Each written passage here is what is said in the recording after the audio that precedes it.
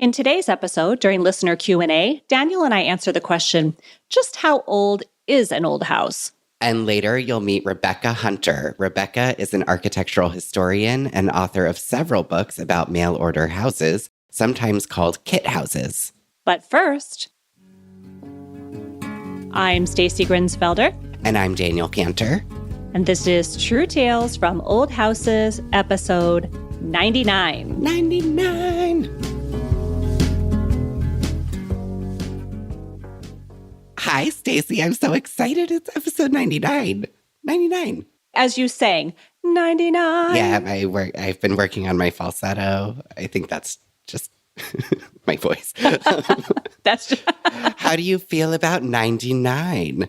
I feel very excited about 99 because that leads to 100. But before we get started and before we launch into today's episode, I do want to say thank you to the Season 9 sponsors, the Craftsman Store, Sutherland Wells, Preservan, and Abitron. Yes, we could not put on the show without them. Thank you so much for your support. So you asked me how I feel about 99. First of all, I'm excited about today's episode because listeners have been asking for a mail order house episode for quite some time, and it makes me very happy that we can provide that for them today. We're going to speak with Rebecca Hunter. Yeah, absolutely. I love this topic. Yeah, I do too. And I feel like since this is usually the announcement part, that we should kind of talk about the upcoming schedule because we have this episode, which is 99, and then we'll have a mini-sode. And then typically that week of July 4th, the episode this year will come out July 3rd. That's a bonus episode. So you and I are actually going to do a little mini-sode again. Ooh, fun. And then, yes. So the actual 100th episode, which we shall celebrate with great fanfare, is July 17th. Thank you so much for keeping this all on track, Stacy. I certainly can't. Well, if it makes you feel better, I have to keep consulting my calendar because I just can't seem to commit it to memory. But that's how it works. 100th episode will be out July 17th. And speaking about that, you want to tell everyone about our giveaways again? Yeah, so we have 4 giveaways live right now. One is a free enrollment in the window course from Scott Seidler of the Craftsman blog. The second is a woodworker sample kit from Sutherland Wells. The third is a liquid wood and wood epox restoration kit from Abitron. Stacy and I talk about those products all the time. And the fourth is a True Tales from Old Houses hoodie or t-shirt of your choice. So you can go enter those giveaways at truetalesfromoldhouses.com/giveaway, singular. Excellent. Yes, we do have those 4 giveaways. You can go right there and you can enter one giveaway. If one speaks to you, you can enter all 4. Totally up to you. Yes, Stacy worked very hard to make these things happen for us. So please enter. They're all really good offerings. Thank you. I'm really happy to do that. Always makes me happy to give away things to podcast listeners, and to give away 4 feels extra special. Well, for episode 100, we've got to really go for it. For sure. Now, I mentioned earlier minisodes. We did not have a minisode last week because I was in Missouri, which we will talk about in just a minute. But we'll get back on our regular schedule, which is minisodes on the opposite weeks from our regular episodes. Yeah, we've gotten some really good feedback. Everybody seems to be enjoying those. So as far as I'm concerned, we'll keep doing them. What do you say, Daniel? I mean, they're so fun for me to record. So as long as people don't hate me as a result, I'll just keep doing it. And even if they do, honestly, that's fine.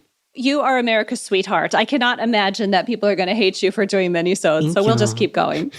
Perfect. Stacy and I would also be over the moon thrilled if you would take the time to leave a rating and review of this podcast on your favorite platform of choice. It is the best way to let other people know this podcast is worth a listen, boost us in the rankings, and really set us up for total world domination. So if you have the time, we would love it. Thank you.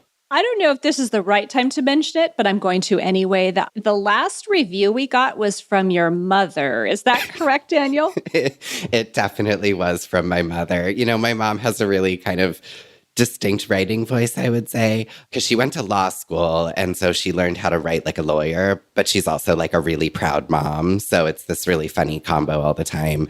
And yes, she took the time to leave us a rating and a review. And It was positive. It was very positive, especially towards you. She likes you very much. Yeah, she's a little biased. I'll have a word with her about that. Well, the joke's been I'm going to get my mother. I have to teach her how to leave a review so she can toot my horn, and then it'll be a little bit more balanced there. Yeah. They pick up pretty fast, I did have to show her like where the podcast app was on her phone. But she's I believe, a fairly dedicated listener now. Although I can tell when she hasn't listened because I haven't heard about when on the minisode when I was like, oh God, I have to make sure everybody knows my mom is like pretty handy. She hasn't said a word, so I know she hasn't heard it. She hasn't heard that one yet. Oh, that's funny. All right, well, let's catch each other up because honestly, it's been a few days since you and I have been together. And since we didn't do the mini-sode, it feels like a long time for some reason. It feels like it's been 6 months, but I think it's been like, I don't know, 11 days or something since we talked. But we've both had big experiences. You, Mrs. Keynote Speaker, are you accepting that title now? Yeah. Oh, yes. Please do. Great. In fact, I'd really prefer to be called Mrs. Keynote Speaker from now on. That would be great. Madam Keynote Speaker. Well, I did Oh, notice madam. That's better.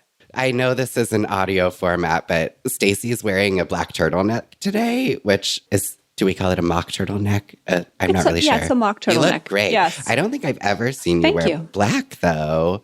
And you're really serving like Steve Jobs' keynote speaker. I hadn't even thought about that. The reason why I don't wear black very much and the reason why I don't wear mock turtleneck, again, audio format, things are lost. Maybe one day I'll get all this video up. But I feel like I'm sort of a disembodied head. That's why I don't wear black a lot, because it sort of looks like my head is floating within the room. But anyway. I like it. Thank you. You are dressing the part. I love it. We're veering off topic here. Sorry. No, that's okay. So the Missouri Preservation Conference was fantastic. The speech went great. I barely remember it, which to me is an indicator that it went well, because otherwise I would remember every panicked moment of forgetting things. The feedback was good. The audience was wonderful. I was very nervous about, throwing jokes out in the audience and then everybody just sort of thinking, wow, she's not really funny at all. But it turns out, I guess I can pull it out of my hat now and then. And so we laughed. I don't know, we didn't cry. That was the good news. None of us cried, including me. And I really can't wait to do it again. I hope that and I guess I should just throw that out there. If anybody else, your organization needs a keynote speaker, I think I'm your gal. I kind of liked it. I'd like to do more of it. That's awesome. Were you nervous, or once it was happening, you were kind of fine? A little of both. I actually woke up that morning and I was supposed to go on a tour. And when I woke up that morning, I thought, I can't go anywhere. Like, I just need to be in my head and I need to have my breakfast and I need to just, I don't know. I was just very kind of beside myself thinking, I'm not ready. I don't know what I'm doing. I was just having these crazy moments. So I did. I spent some time by myself. And then I did a little bit more practicing, not excessively, but just to remind myself that I had been practicing this for quite some time. And then finally, probably about 3 hours before the speech, there were sessions and things going on. I thought, I'm just going to go to the venue and just sit there and kind of soak it in and get used to it and figure it out. And then it won't maybe feel so scary. And that really helped. I went and I actually sat in on a session in the exact same location where I was going to give my speech. And so by the time it was time for my speech, I was feeling pretty calm. Mm-hmm. I really wasn't very stressed out. I wasn't nervous, and I don't know, like it's different. Sometimes you're nervous and you have little butterflies, but that's good nervous. That's nervous energy that feeds into the process. The kind of nervous that I don't like is when, my heart's beating really fast and everything's that I didn't have any of that. So that's good. I had the little butterflies, the happy butterflies. You're such a pro. Look at you. Oh, thank you. I saw on Instagram you posted some photos and short little videos. What was this venue? It looked really beautiful. Wasn't that neat? That was the Scottish Rite Cathedral in Joplin, Missouri. Really fancy building. I was just kind of in awe of it. I don't know exactly what goes on there when it's not the Missouri Preservation Conference, but it looks like a wonderful place to have meetings and maybe public events. And I don't know, I should know what the Scottish Rite does. I know they're a service organization, but I'm not exactly sure who their organization represents. I would say the Scottish. I would say so. Yes, I would say they were Scottish. In my professional opinion. Yeah, it was a really wonderful venue. And the organizers of the Missouri Preservation Conference did a wonderful job. They were organized organizers. I should probably have come up with some different words, but that's all I've got. Well, that's what an organizer should be, I suppose. Were you able to attend other parts of the conference, or did you kind of dip in, do your thing, and get out? No, I stayed the whole conference, but I didn't attend everything, but I did attend a plaster repair workshop. I sat in on a window repair workshop and also on a talk by actually the construction company that sponsored my trip to Missouri, Neal Construction Group. Thank you, Carolina and Jeff. And they did a presentation on some of the projects that they've done around Joplin. I feel a little stupid. I've never been to a preservation conference. Is it normally like a mix of workshops and speakers and fill in the blank? I don't know what happens at a conference. Well, as far as I know, that's exactly what happens at a conference. There seem to be a lot of sessions about how to use state tax credits. There seem to be lots of sessions about adaptive reuse, that kind of thing. So I would imagine it would be a mix of workshops and such that would impact people regionally.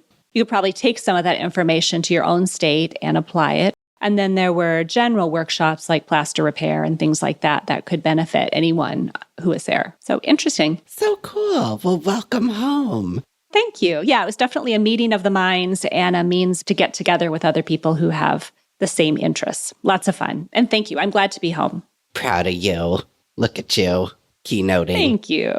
So what have you been up to? I'm monopolizing all of this time together. Oh no, I mean, this is big stuff. Stuff here, there, everywhere. Brad and I did a big final kind of push at the lake house. Final is a strong word because, it's the old house. It will always need work. But we, in the course of, 3-4 days, we did all the touch-ups, all the little stuff. We decorated, we hung art, we put down rugs. I really love that final tiny push of a project where all of a sudden it becomes a home. Right. So quickly. It always happens. I find it happens really fast. And it was amazing. It was so exciting. I think last time we talked about, Brad and I have never decorated together. We've now renovated together a bunch, but this is a phase we've never gotten to. I thought it went great. We didn't really fight or disagree or anything. It was just kind of here's what we do, and put up the art. And, I think the house looks so beautiful and just a really cool, reflection of both of us. It does not look like a Daniel Cantor house, and it doesn't really look like a Brad house. It looks, I think, like a Brad and Daniel house, which is really sweet. Your couple's name wouldn't go together very well, would it? It would be Dad. Dad. Happy Pride Month, everyone. Oh my God, that's funny. Yeah, I guess there's Dad. Or Braniel. Or Braniel, which is the worst. So it looks like a Braniel house. Yeah. Okay, good. It sounds like a health muffin or something. It does, a Braniel muffin. When do we get to see pictures? Because it feels like this is a really well-kept secret. Well, I feel I don't know the modern couples etiquette of social media, so I'm treading lightly. So I feel like it's Brad's house, though. It's up to him when to reveal. But he's been posting on Instagram before and afters. I don't want to jump the order of events, though. But I took some nice pictures I would really like to post. All right. Well, we do need to take a break. You ready, Daniel? I would love to take a break. All right. Listener Q&A is up next.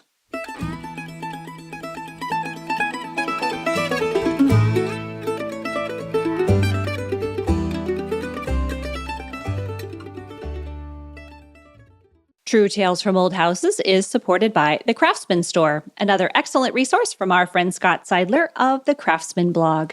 The Craftsman Store is your go-to place for old house tools and supplies. Once again, Scott has taken the hassle out of tracking down all the specialized old house supplies and tools we need and put them all in one place for us. There's a cozy little online hardware store full of books, tools, and replacement parts waiting for you at the Craftsman Store. And Scott is currently working on a bunch of branded products specifically for his store. So make sure and go there and check that out. I know he has Austin's whiting. He has some plans you can buy to make your own storm windows, that kind of thing. So definitely check it out. I do buy some of my window restoration parts there, especially diamond glazing points, because they're so hard to find anywhere else. So from window restoration to plaster repair, they have everything you need to do the job like a pro. Check it out today at thecraftsmanstore.com and save 10% on your orders if you use the code TRUETALES. True Tales from Old Houses is also supported by Preservan, a unique preservation franchise opportunity developed by longtime window restoration pro Ty McBride. The mission of Preservan is to save the future by preserving the past. Now here's the big question. What exactly is Preservan? Preservan is a preservation franchise for wood rot repair in buildings old or new. Ty started Preservan in Oklahoma, and now you can open a Preservan franchise anywhere in the country. And as a franchise owner, the team at Preservan will train and equip you with the tools you need to perform sustainable wood rot repairs and build your own team of epoxy techs. You will receive the playbook for a proven preservation business, exclusive access to Ever-Resin epoxy products, business software, and all the marketing, advertising, training, and technical support that you need to be successful. The Preservan family is focused on creating work-life balance while serving your neighbors and community in a recession-proof industry. Those are values that Ty holds dear, and he wants you to be able to work your own hours and spend the rest of your time in ways that are meaningful to you. To learn more about becoming a part of the Preservan family and their mission, go to Preservan Franchise. That's Preservan, preservanfranchise.com/truetales.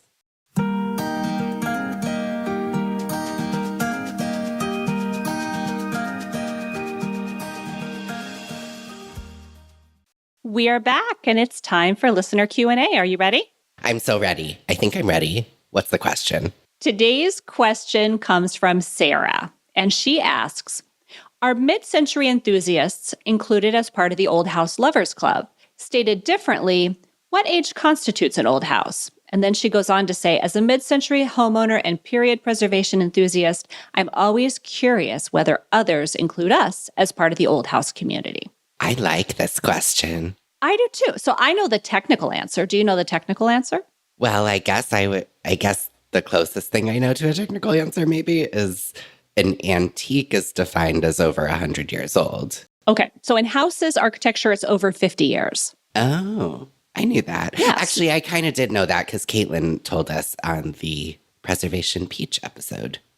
That's right. So the technical answer is 50 years, which would make the answer to this question, yes, mid-century enthusiasts are definitely part of the Old House Lovers Club. Now, a lot of people think when they think of old, they think of really pre-war stuff, and then post-war, they're thinking are sort of modern. But every year, a house is just marching closer and closer to old house status. Just like their owners.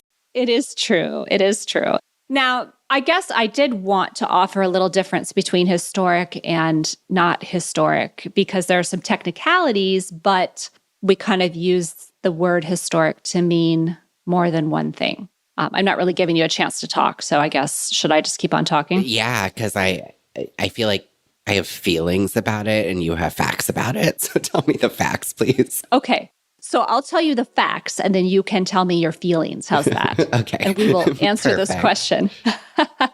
So we've already established that the fact is 50 years and older is considered an old house.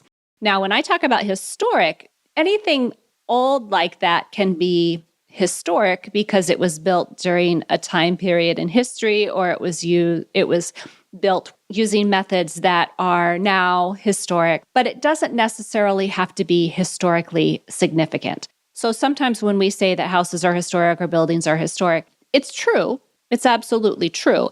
But we're not implying that they are on the National Register of Historic Places. That is a designation. So I guess I don't really get too mixed up in the words historic. Like everybody who's living in a very old house is living technically in a historic house because it's old, built during a time period that doesn't exist anymore. But then I think I'm just repeating myself. But to be clear, a historic designation is different altogether. And if you want to get technical, go for it. If you want to just be free and easy, I also support that wholeheartedly. So those are the facts.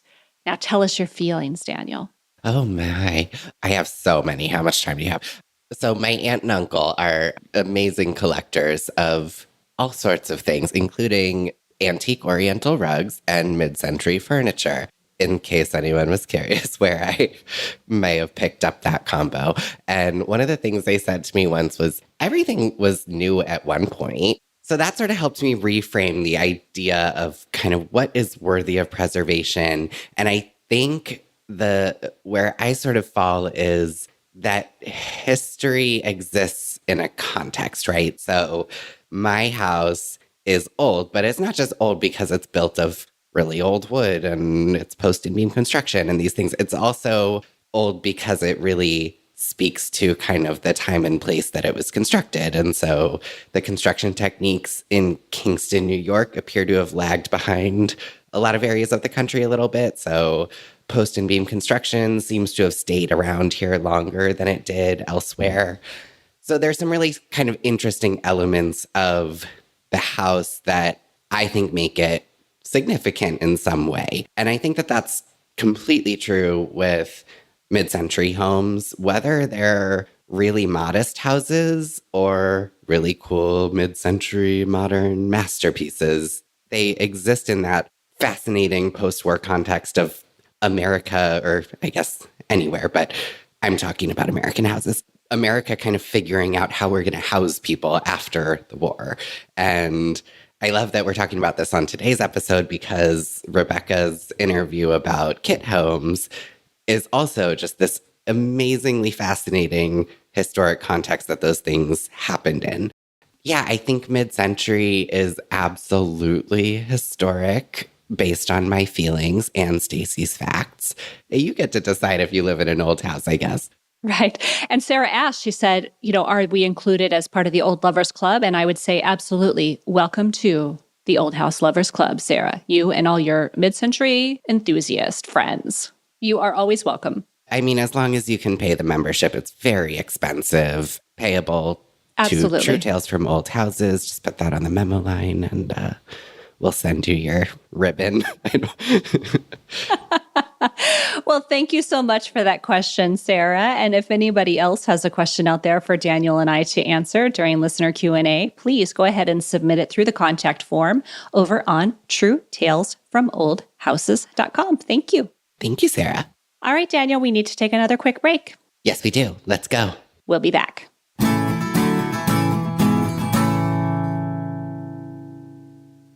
True Tales from Old Houses is supported by Sutherland Wells. All of Sutherland Wells products are handcrafted in Providence, Rhode Island with the highest quality, sustainably grown tung oil. Tung oil, which is native to China, has been used for centuries as a durable finish for wood, metal, and stone. Unlike polyurethane, tung oil finish penetrates the surface of the wood, so it flexes and contracts as conditions change, which makes it the perfect pre-finish or protectant for everything from fine furniture to window sash and sills. Now, last episode, I teased about a new product from Sutherland Wells. I don't think it's available quite yet, but it's going to be on the website very soon, and it's called, I love this name, Slicky Wiki. Slicky Wiki? Cool. What does it do, Stacy? It is a wax. It's a polymerized tung oil and wax product that you actually put in your window jambs to keep your sash just sliding smoothly up and down. And let me tell you, I've tried it and it's great. I'm very excited about it being available to you. And I know it's going to be available this summer. And until then, Sutherland Wells has an entire product line for whatever you're working on right now. And that might be siding, hardwood floors, furniture restoration, cutting boards, you name it. To learn more about the complete product line, visit Sutherland Wells, that's WELLES, sutherlandwells.com. And to save 10% on your first order, use the coupon code TRUETALES. True Tales from Old Houses is also supported by Abatron, which is now a division of UC Coatings. And Abitron manufactures two of my favorite products, liquid wood and wood epox. And I hope you're all not tired of hearing about that yet because I use it on almost a weekly basis. And that's why I talk about it so much. In fact, I'm getting ready to mix up a new batch sometime this week and as I'm working on some windows. Yes, I love those products as well. Liquid wood and wood epox make permanent, cost-effective repairs wherever you find rotted or damaged wood. And whether you're a first-timer or a professional tradesperson, Abitron products are super easy to use. The instructions are really simple and the results are exceptional. There is no shrinking, sagging, and repairs can be sanded and painted just like wood. And in addition to wood repair, Abitron also offers other great products for old homes, specifically for concrete repair, plaster repair, window glazing, and more. Check out their website at abitron.com or follow them on Instagram at abitron_UC or on Facebook at Abitron, a division of UC Coatings. And from now until June 30th, Abitron has a special coupon code just for True Tales listeners. Enter REVIVE10 at abitron.com for 10% off of your order. That's REVIVE10 to save 10% on your order at abitron.com.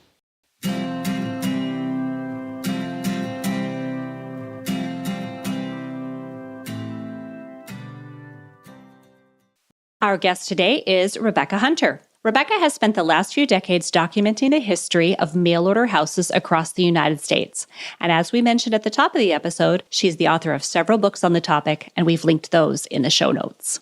Hello, I'm Rebecca Hunter. I'm an architectural historian. I live in Elgin, Illinois. I'm the author of several books on mail-order houses, which is kind of my subspecialty in architectural history. I serve on the Elgin, Illinois Heritage Commission and Design Review Subcommittee. Welcome, Rebecca. Welcome, Rebecca. Thank you. So nice to have you here. We actually had several listeners ask for an episode about kit houses. So you're here to fulfill their wishes. Thank you for being here. No problem. I know very little. Daniel, you said you know a few things about kit houses. Do you want to kick us off? Well, so I think maybe it's worth just a brief overview of kind of what we mean when we're talking about kit houses. Rebecca, I see sometimes you refer to them as pre-cut houses. So I guess could you sort of describe what it is we're talking about? Well, let me give you my definition, which evolved because when I started doing this work in 1997, no one had tried to do it before. So my definition of a mail order house, let's say, it's a house or building and you receive the plans and the materials from the producer. This is opposed to a plan book house. Many architects published their own plan books before anyone started thinking about mail order houses. So a plan book house, all you get for your $12 is the plans in the mail. No materials are provided. So the mail order house or kit house, you have to get plans and materials. And the distinction between mail order house and kit house, a kit house, the framing boards are all pre-cut at the factory and numbered. Yeah, you can also just order plans and bulk materials, which means you get the same plans, but your materials are not pre-cut. You just get bulk lumber and you have to hire a carpenter to cut it all up. Oh, interesting. Oh, I had no idea. Isn't that amazing? It really is. Do you want me to distinguish it from prefabricated houses, which also gets confused in here? Yes, give us all the nuance. Okay, so the kit houses in age range from 1906 to 1982. Prefabrication started more or less after World War II. And in a prefabricated building, actual sections of the wall are assembled at the factory. It includes the outside cladding and the inside surface, and all the wiring and plumbing are included in the wall. So that's prefabrication. And so you get large pieces of things that get put together at the building site. A pre-cut house is constructed exactly the same as a regular house. You have boards and you have shingles and you have, everything that you need, but you have to put it all together yourself. Mm-hmm. So did you need a separate plumber and electrician? for one of these houses, if it was me doing it, you bet I would hire a plumber and electrician. I would not do that myself. Not, no. We think most buyers probably hired a local contractor to put the thing together. Okay. All right. And that contractor hired the plumber and electrician. Yeah. Some people did it themselves. And my first study of mail order homes, I included the original owner and their occupation. And I found that 25% of the original owners worked in the building trades. Oh. So they at least would have had the skills to put together a kit house. It'd probably feel fun for them, like an erector set. Actually, there was somebody in Anderson, Indiana, a contractor who loved putting together kit houses, and he advertised his business saying, I will put together the kit house of your choice from any company. Just tell me what you want. And therefore, Anderson, Indiana is a relatively small town, and it has a disproportionate number of mail order kit houses because this man was there doing it. Right. I feel like this is sort of like the services that put IKEA furniture together. And I feel like that would be a really good job for at least two of my kids because my brain just goes to mush whenever I see a big booklet like that. I love it. Do you like that sort of thing, Daniel? Oh, one of my favorite things. I love putting together funny. IKEA. It's so relaxing. Oh, it's so annoying. Yeah, same. I wouldn't have the patience for it. I don't think at all. Well, some of those things don't go together the way they're supposed to. I ordered a cabinet once many years ago, and it was supposed to be simple to put it together. All you supposedly needed was a screwdriver, and I ended up having to use saws and sandpaper and putty and I don't know what all else. And it never did look right afterwards. So I probably needed Daniel to do that for me.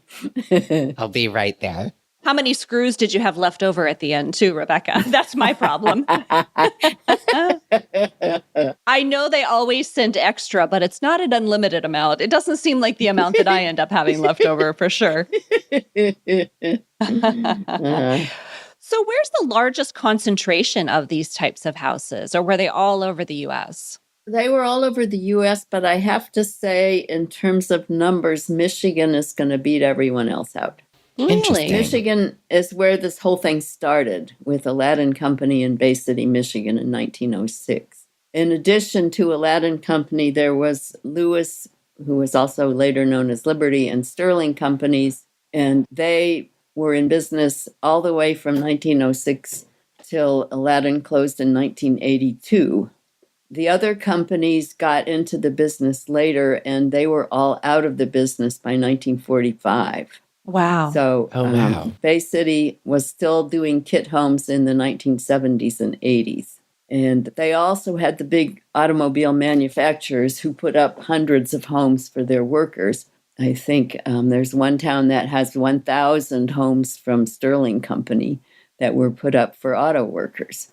Right. That's interesting. It seems like it would have been a great opportunity for out west because they were having to build things from scratch and the raw materials just weren't there the way they are in the Midwest and the East. Right. So the companies that are headquartered in the Midwest mostly covered the Midwest and East Coast markets. And the companies located on the West Coast mostly covered the West Coast areas. And there's a good reason for this. You had to pay shipping on all the pieces of your house.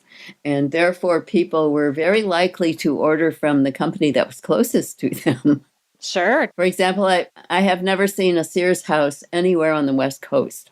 I've seen some that look like they might have been built from plans, but I've never authenticated a pre-cut home from Sears on the West Coast. Sears had no production facilities anywhere closer than Cairo, Illinois.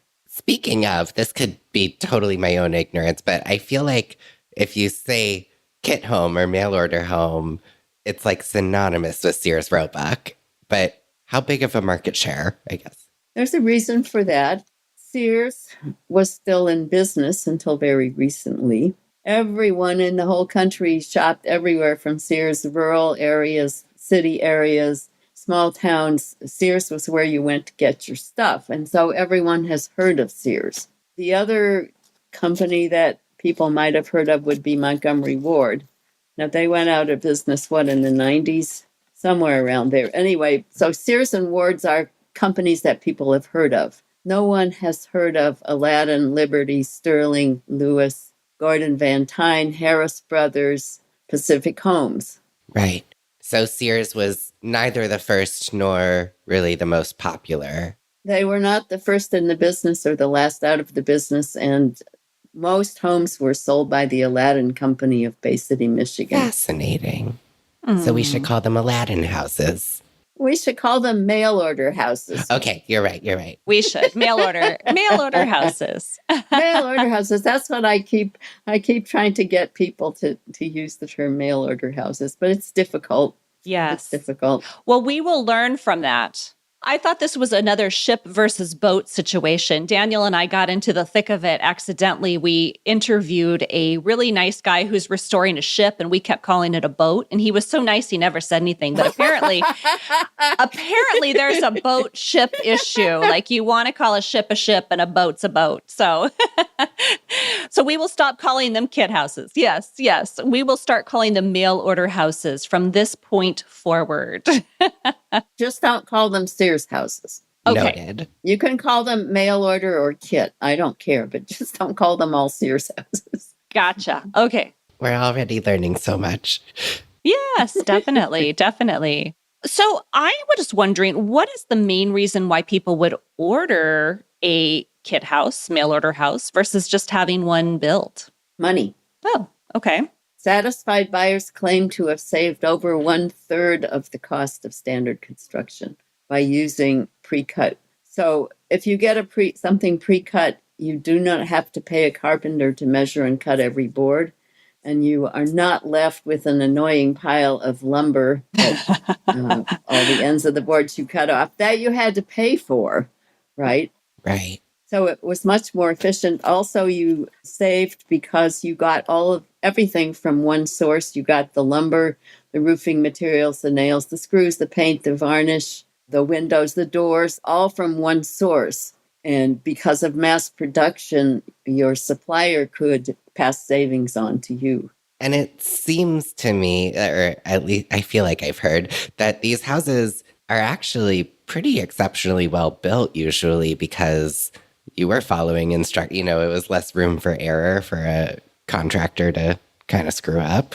Is that true in your experience? Yes, that's true. It's also true that these buildings were made of top quality materials and they were well designed.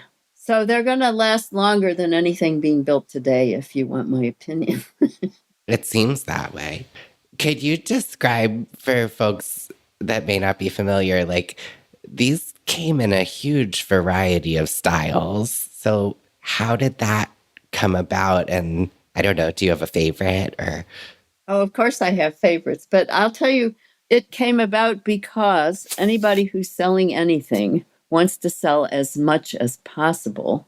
Okay, that's how they make their money. So you pay the architect once, and then you hope to sell a couple thousand of that model. Okay, So you go to your board meeting and you say, we need to start getting ready our new catalog for next year. What are they buying? And somebody will say, that Dutch colonial style seems to be everywhere now. And then you say to your architects, make some. Now, these architects, I doubt that they designed anything from scratch. They took other people's designs and made minor changes and published them in their catalog, right? Yeah, so there's so many models because they were trying to keep up with the fashion in housing. So the houses that people were buying in 1915 were not going to sell in 1925.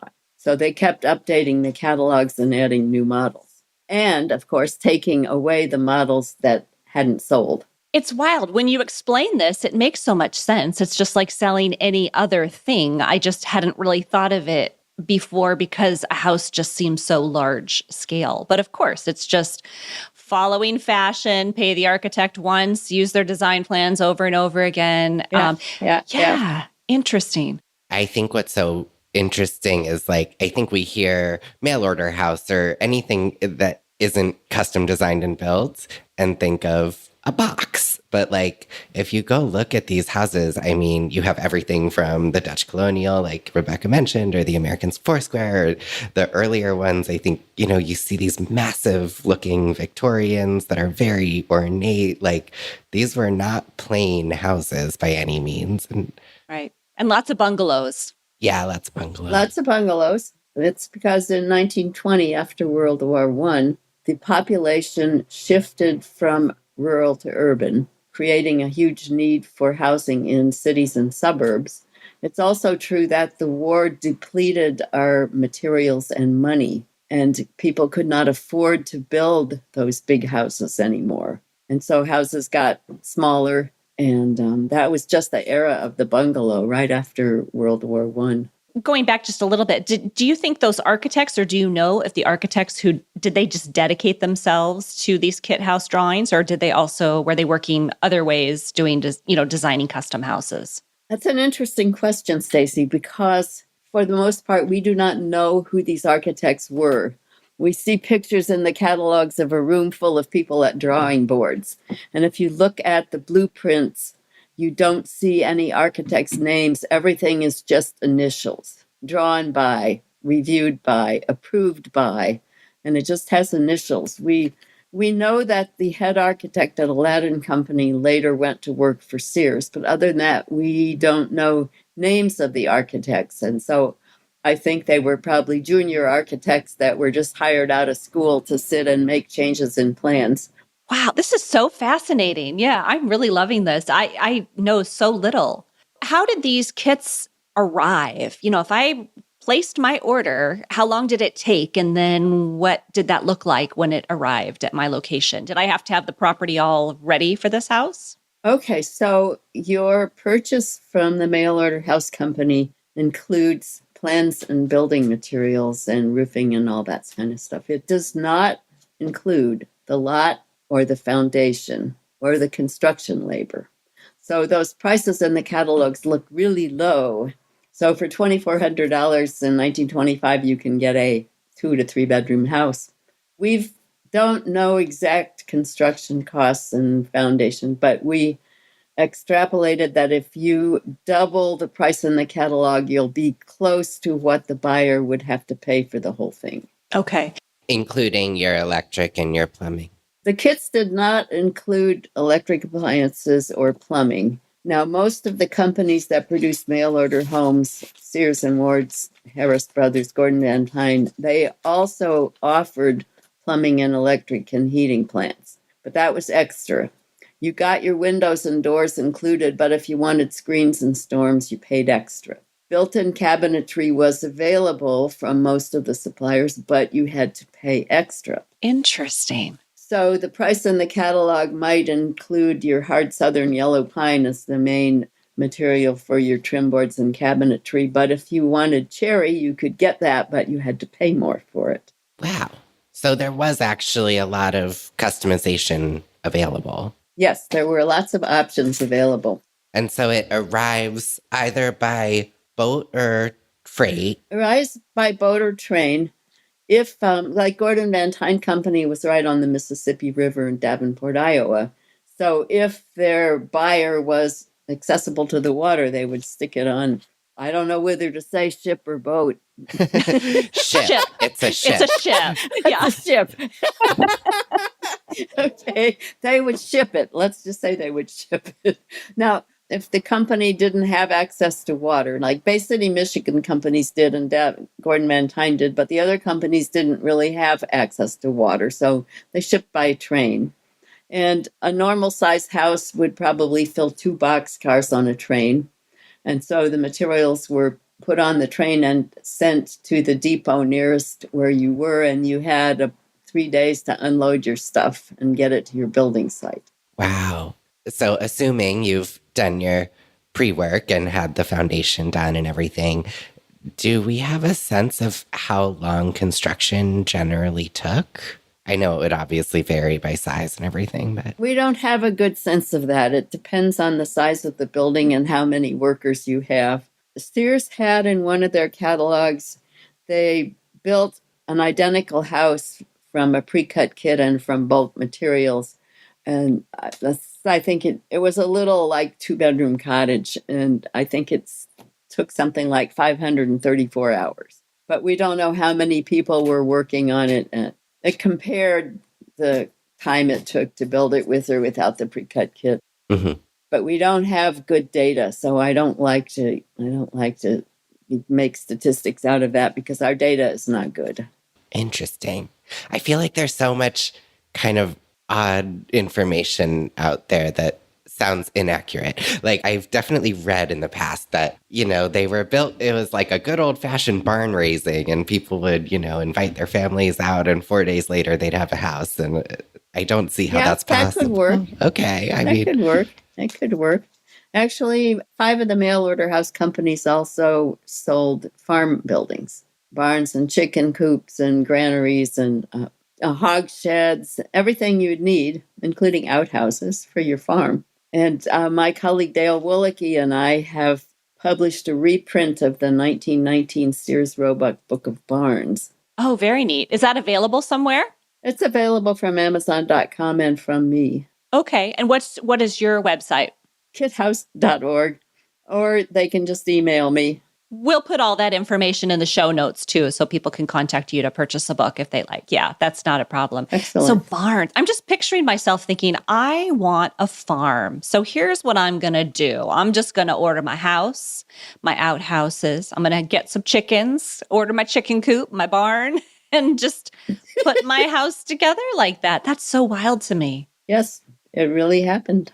Is it accurate to say that these were, at least by and large, if not exclusively, wood frame houses? Were there like masonry houses available as well? They were wood frame houses, except for a small number of houses constructed of ornamental concrete block.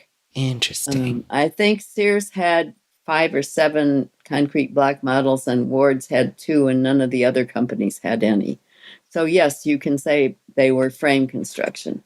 And this is the only thing I know about, is because we have several rock face block houses here that were kit houses in town where I live right now. And I don't know much about them. I had read a couple of different things, like the blocks had to come from local, but then the rest of the kit came from the company. They had the plans and everything, but I don't know if that's true. Does that sound right? Oh, that is absolutely correct. The masonry materials were not shipped. If you wanted brick or concrete block, they weigh too much. Sure. Yeah, so if you wanted masonry facing on your house, you had to get it locally. I actually reached out to my town historian to see if he was familiar with more kit houses here in town. I haven't heard back from him yet, but I'm excited to hear what he has to say. But I'm going to throw a couple of pictures of those rock face block houses that I'm talking about in the show notes too, because I think that would be interesting. They're very distinctive. I know it can be very difficult to figure out if a house is in fact a mail order house. Are there tips and tricks? I feel like I hear a lot of people say like, oh, I think my house is I'm quoting, I think my house is a Sears house, but I don't know. Exactly. That's an excellent question. I'm glad you brought that up because that's an important thing to cover. It is possible, we call it authenticating a mail order house. There are some good ways to do that. But let me just put some little data out here first. We found that approximately 50% of the people who do own a mail order building had no idea. And we find that about 50% of the people who know they have a Sears house don't.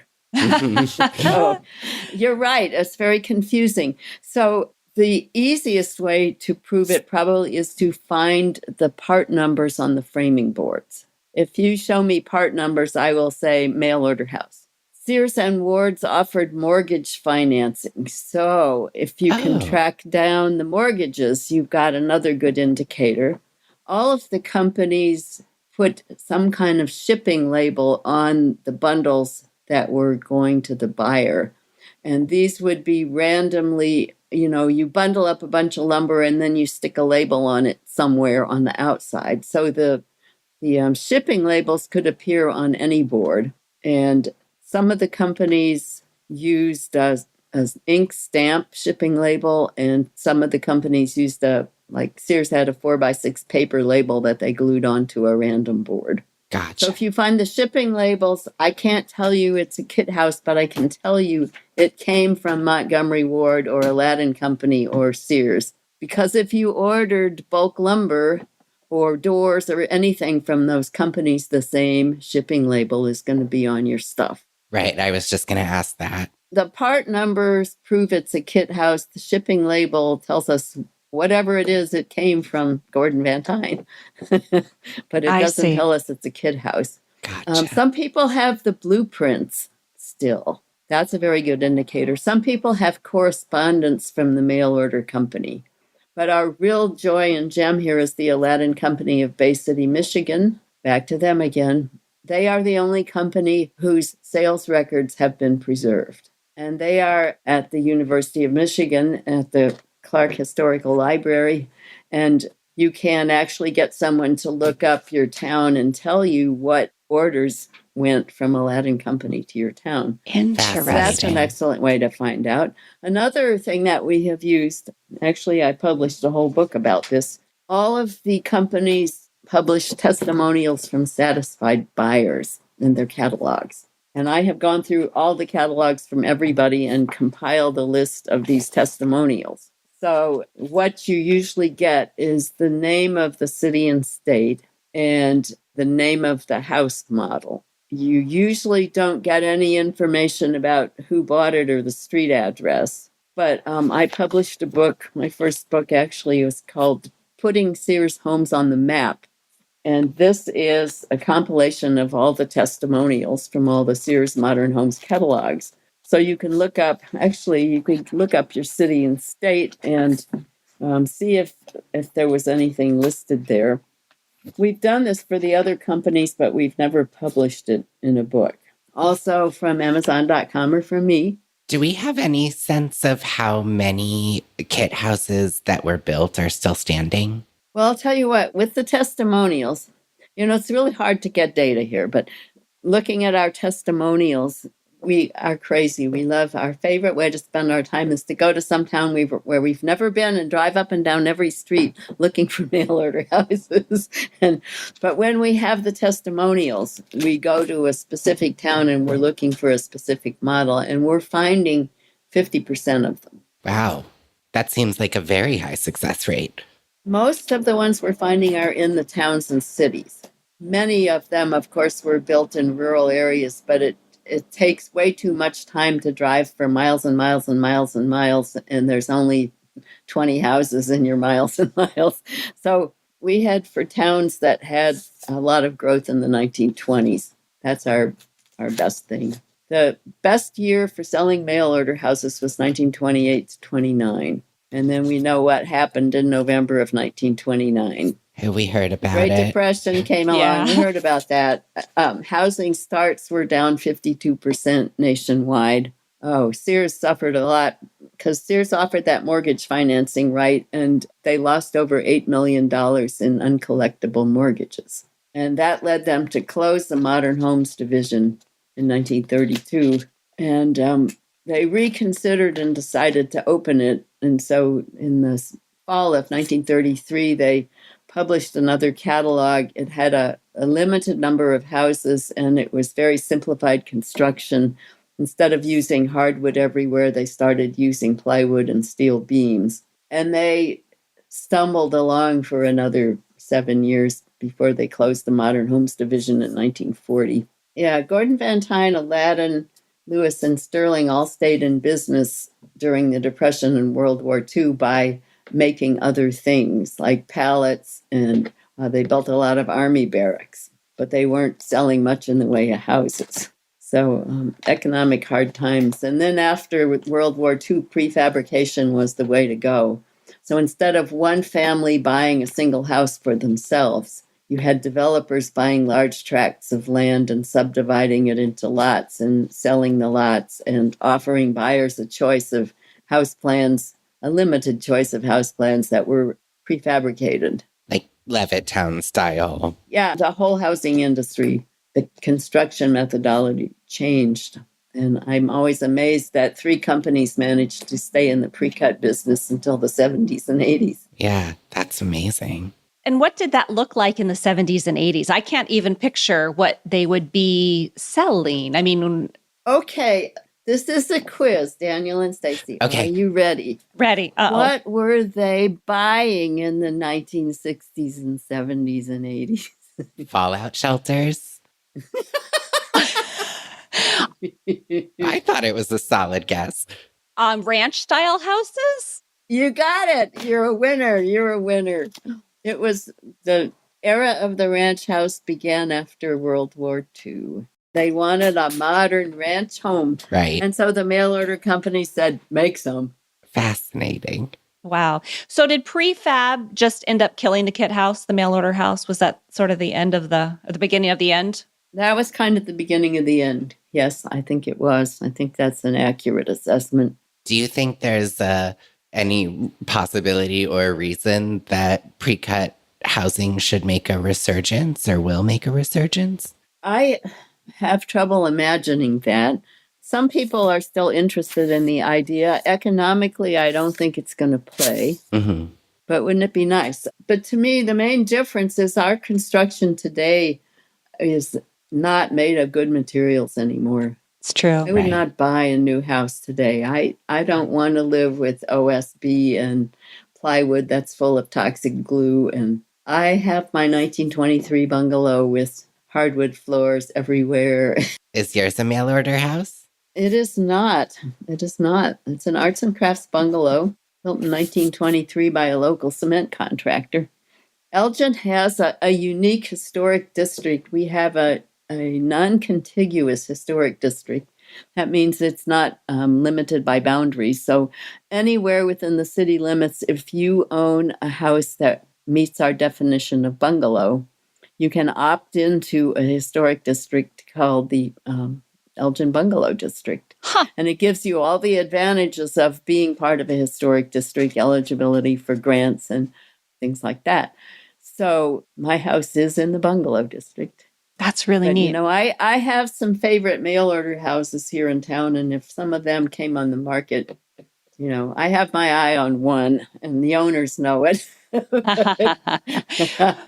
As an architectural historian, you've studied all kinds of things, but you've been pretty dedicated to this for coming up to 30 years. What really grabbed and attracted you to this specific kind of moment in residential architecture history? This is a good story.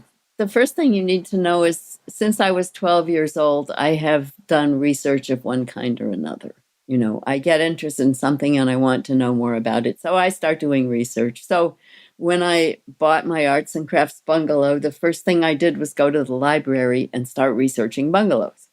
And by chance, right on the library shelf, thanks to the Dewey Decimal System, okay, next to the bungalow books was this amazing book called Mail Order Homes. This is a book that's a compilation of most of the houses offered in the Sears Roebuck catalogs.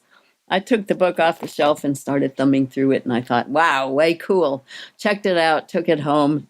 I looked at a lot of, you know, I read the introduction. I looked at all the pages. I thought, way cool. I tried to order it, but it's out of print, you know. And then one day I was trying to make myself go for my daily walk, and it was bitter cold, February 9th, 1997. Bitter cold outside. The sun was brightly shining, but I did not want to go out there. And that book was lying on my dining room table. And so I laughed and I picked it up and I said, I wonder if I could walk around my neighborhood and find one of these houses. And so 70 houses later, I went to the Elgin Heritage Commission and I gave them a list and I said, look what I think I found.